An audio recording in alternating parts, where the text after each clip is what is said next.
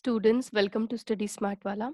So today we are going to continue with the chapter number 2, that is Rights in our Constitution, class 11 Pol Science. Okay, so happy reading with us. Let's begin. So आज हम पढ़ने वाले हैं, हमने सारे fundamental rights cover कर लिए हैं. तो आज हम पढ़ेंगे व्हाट इज रिट्स, जो कि कॉन्स्टिट्यूशनल रेमेडीज का ही पार्ट है, जो हमारा जो 6th फंडामेंटल राइट है. अगर हमें constitutional right to constitutional remedies, उसका ही पार्ट है ये. सो रिट्स क्या होते हैं बेसिकली? Writs are written order, sorry, writs are written order issued by Supreme Court of India. कौन इशू करता है? एक तरह से रिटन ऑर्डर होते हैं, सुप्रीम कोर्ट इशू करता है टू प्रोवाइड कॉन्स्टिट्यूशनल रेमेडीज. क्या देता है हमें? Constitutional remedies in order to protect the fundamental rights. तो तीन चीजें समझ आई हमें कि एक तो ये रिटन ऑर्डर्स होते हैं, ठीक है, और ये रिटन ऑर्डर्स जो कि सुप्रीम कोर्ट इशू करता है, ये क्या प्रोवाइड करता है? हमें कॉन्स्टिट्यूशनल रेमेडीज देता है. मतलब कि अगर हमारे फंडामेंटल राइट्स वायलेट हो रहे हैं तो उनको प्रोटेक्ट करता है थ्रू कॉन्स्टिट्यूशनल रेमेडीज. ठीक है, समझ आया? अब देखिए, इसके बारे में कुछ हम फैक्ट्स पढ़ते हैं. जो आर्टिकल 32 है, इसके अंदर हमने देखा था कि 12 से लेकर 35 तक आर्टिकल्स जो होते हैं हमारे फंडामेंटल राइट्स के अंडर आते हैं पार्ट 3 में.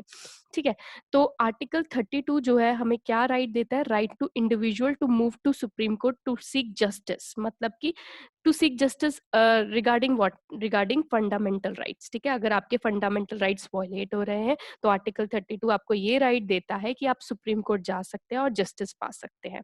ठीक है, before 1950 only high courts of Calcutta, Bombay, Madras had the power to issue the writs. पहले 1950 से पहले ऐसा होता था. ठीक है, जो हाई कोर्ट्स होते थे कलकत्ता, बॉम्बे, मद्रास, उन्हीं को पावर होती थी रिट्स पास करने की.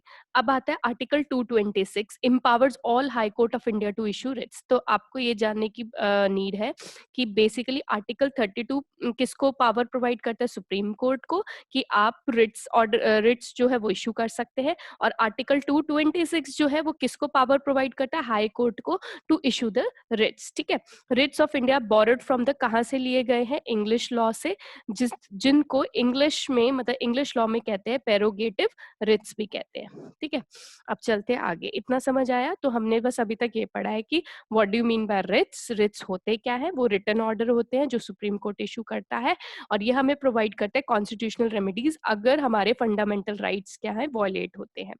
इसके बारे में फैक्ट्स हमने पढ़ लिया. आर्टिकल 32 क्या बोलता है?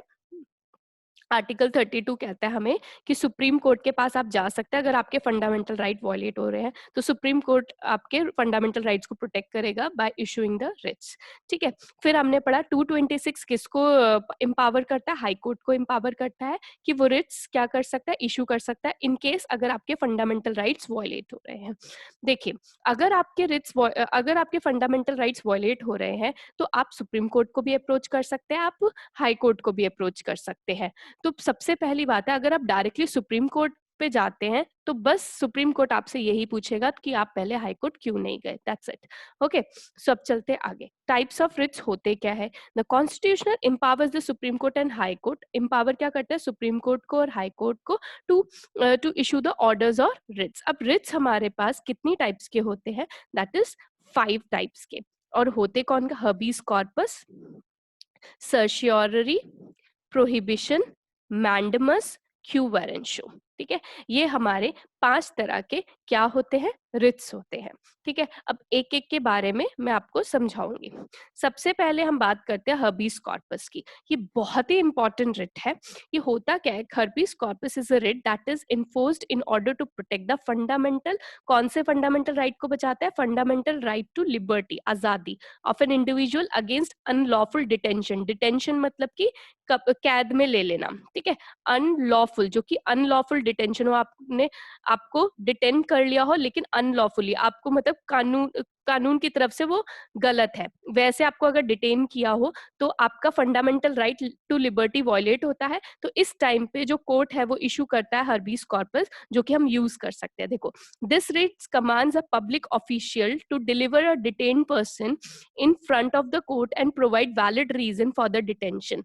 However, this right cannot be issued in case of proceeding is for contempt of a legislature or court. देखो, सबसे important बात, इसमें मैं दोबारा समझाती हूँ आपको। अभी मैंने जस्ट रीड किया है। इसमें ऐसा है कि अगर कोई पर्सन है, ठीक है, उसको unlawfully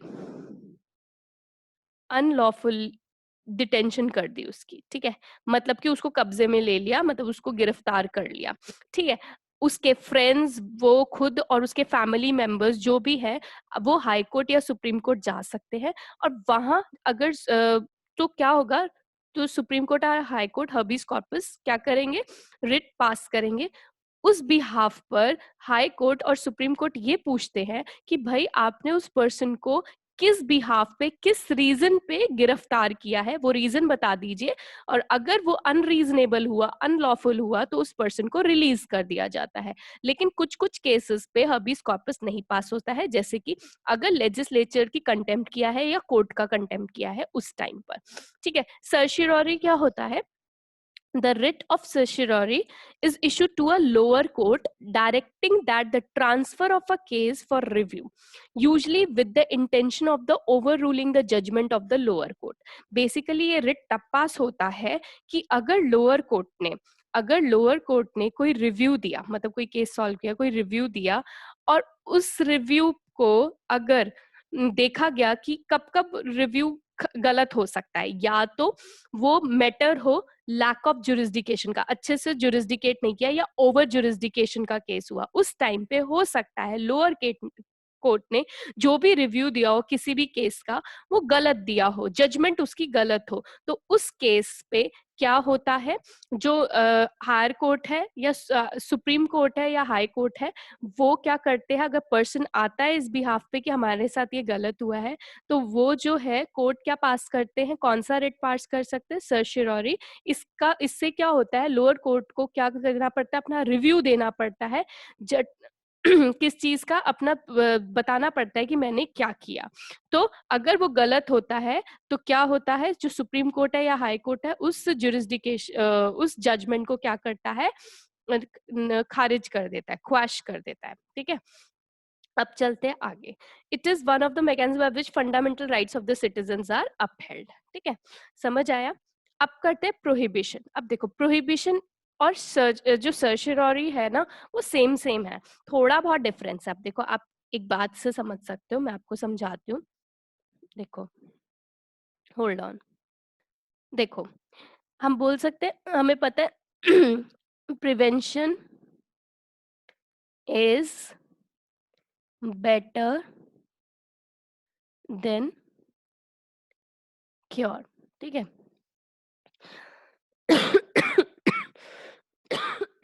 sorry, prevention is better than cure.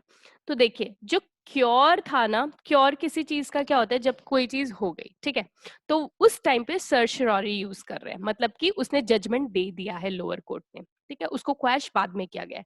Prohibition में क्या होता है, प्रिवेंशन की जाती है, मतलब कि अनाउंसमेंट्स, बिफोर अनाउंसमेंट ही उसे फॉरबिड किया जाता है, ठीक है।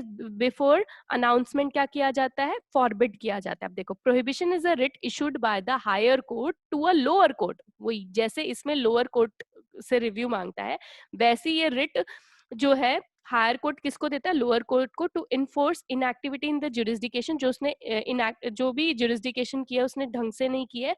It happens only in the case of higher court is of the discretion, that case falls outside the jurisdiction of lower court. Writ of prohibition can be only be issued against the judicial quasi judicial authorities. देखो, मैं दोबारा समझा देती हूँ, इन words से भी अच्छे से समझिए। देखो, जो ये होता है अपना प्रोहिबिशन, देखो, प्रोहिबिशन मतलब आता है टू फॉरबिड, ठीक है।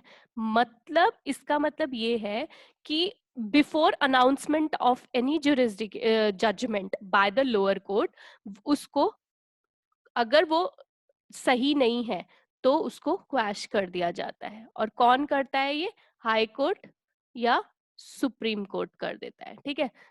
और ठीक है, समझ आया, मतलब कि उसको क्या कर देते हैं, गलत कर देते हैं, मतलब कि मानते नहीं है उस चीज को, फॉरबिड कर देते हैं, नहीं माना जाएगा ऐसा।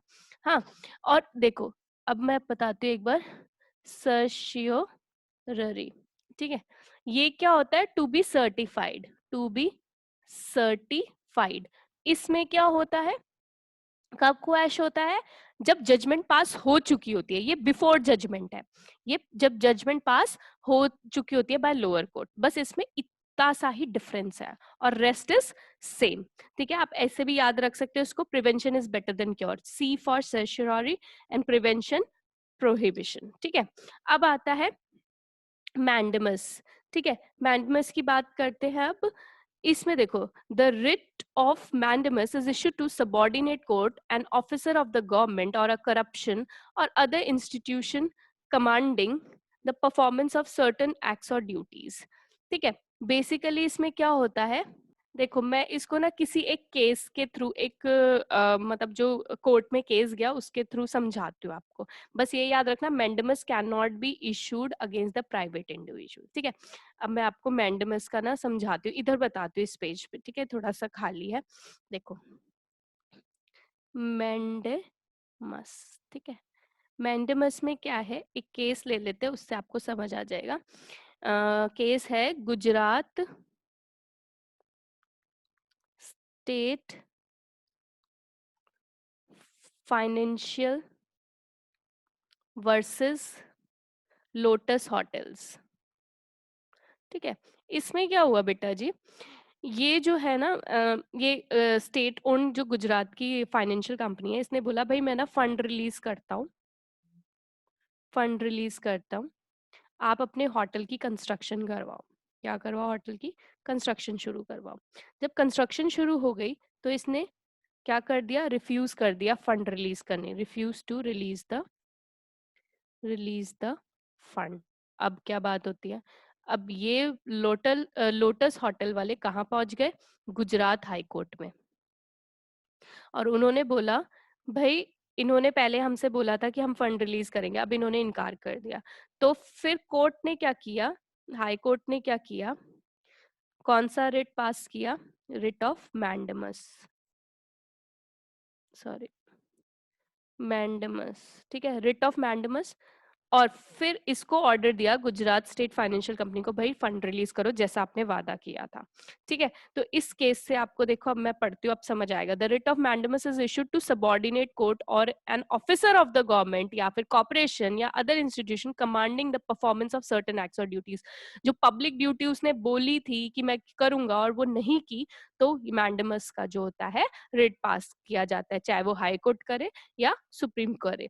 ठीक है, the writ of mandamus can be use to order the completion of the task और इन अदर केसेस में require in activities to be ceased, या फिर काम कंप्लीट, या फिर जो काम करे वो गलत करे तो उसे रोकने के लिए भी हो सकता है। क्लियर? तो I hope this much is clear. अब करते हैं लास्ट वाला, क्यू warrantio। देखो, Q warrantio is issued against a person who claims or usurps a public office। अब देखो ये मैं समझाऊंगी। Through this writ the court inquires by what authority, ये बहुत इंपॉर्टेंट है, by what authority the person support his or her claim।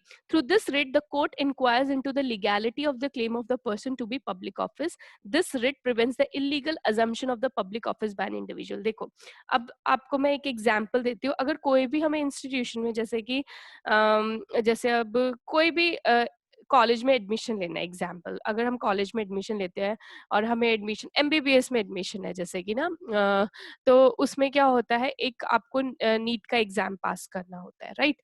ऐसे ही तब जाकर आपको वो पोजीशन मिलती है, आपको एंट्री मिलती है। तो अगर जैसे इसके एग्जाम्पल से आपको सिर्फ समझा रही हूँ, गवर्नमेंट बेस्ड है, ठीक है, लेकिन ऐसे जस्ट एक एग्जाम्पल लेकर मैं समझाना चाहती हूँ। तो एंट्रेंस क्लियर करना पड़ता है। तो बाद में कोई भी आपसे पूछ सकता है, पब्लिक ऑफिसर पूछ सकता है कि जब किसी ने आपके ऊपर क्लेम कर दिया भाई इसने इस तरह से एंट्री ली है, तो कोर्ट आप पर क्यू वारंशियो क्या है, रिट पास कर सकता है। तो आपको उसको बताना पड़ेगा कि आपने किस तरह से, किस बिहाफ पे इस अथॉरिटी को पाया है। तो अब चलते हैं गवर्नमेंट सर्विसेज को लेकर। ठीक है, अगर कोई भी पब्लिक ऑफिस है, ठीक है, कोई क्लियर करके कोई एग्जाम क्लियर कर आया, लेकिन उसके थ्रू किसी ने क्या कर दिया है कि नहीं इसने इस तरह से नहीं किया है, तो क्यू वारंशियो क्या होता है, पास हो जाता है बाय द हाई कोर्ट और सुप्रीम कोर्ट। और फिर ये देखा जाता है बाय व्हाट अथॉरिटी, मतलब किस बुनियाद पर वो इस पब्लिक ऑफिस को संभाल रहा है। ठीक है, अब इसको दोबारा पढ़ते हैं, देखो। Q warrant is issued against the person who claims और observes a public office. Through this writ, the court inquires by what authority the person support his or her claim. ठीक है, through this writ, the court inquires into the legality of a claim of the person to be public office, to a public office. This writ prevents the illegal assumption. Illegally अगर उसने काम किया तो उसे अपनी duty को छोड़ना पड़ता है, मतलब अपनी पोजीशन को छोड़ना पड़ता है उसी टाइम तुरंत। ठीक है, of a public office by an individual. तो I hope I made you understood. तो एक बार हम देख लेते हैं हमने क्या पढ़ा आज। तो हमने आज ये पढ़े कि पहले बात है रिट्स किस में आता है, फिर हमने पढ़ा 32 very important, article 32 and article 226। ठीक है, फिर हमने 5 रिट्स के बारे में, habeas corpus, certiorari, prohibition, mandamus, quo warranto के बारे में पढ़ा। फिर हबीस कॉर्पस क्या होता है, सर्शियोरी क्या होता है, प्रोहिबिशन क्या होता है, मैंडेमस क्या होता है, और क्यू वारंट। ठीक है, so students will wind up okay, will wind up now, and I think one more important topic is remaining for this chapter, that is directive principle of state policy. Okay, so we'll cover that topic in my next video, so stay tuned with Study Smart Wala. Like, share, comment and subscribe our channel. Okay, so we'll meet soon with my next video for this chapter. Happy learning with us. Take care. Bye.